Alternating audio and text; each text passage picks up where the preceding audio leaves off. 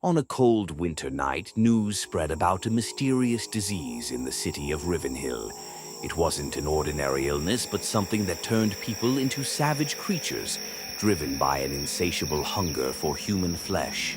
At first, the residents ignored the warnings, but within days the city collapsed.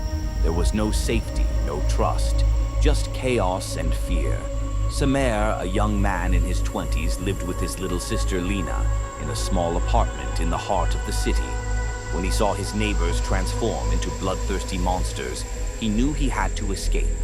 He grabbed a backpack filled with some food, and a kitchen knife took Lena's hand and made his way to the rooftop. From there, he could see the city, burning cars, overturned bodies, scattered everywhere. But the worst sight of all was the endless swarm of zombies roaming the streets, hunting for their next prey. Determined to find safety, he decided to head for the old hospital.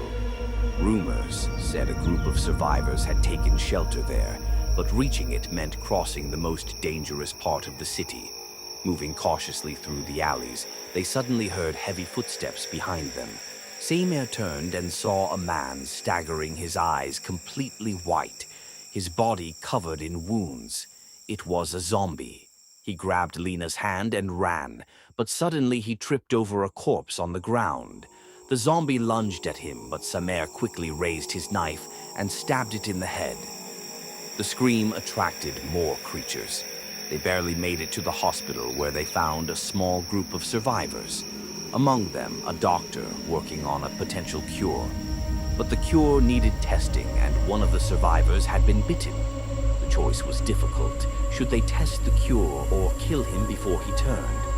There was no time to hesitate. Outside the hospital, the horde was closing in, and as Samer looked out the window, he saw the horrifying truth.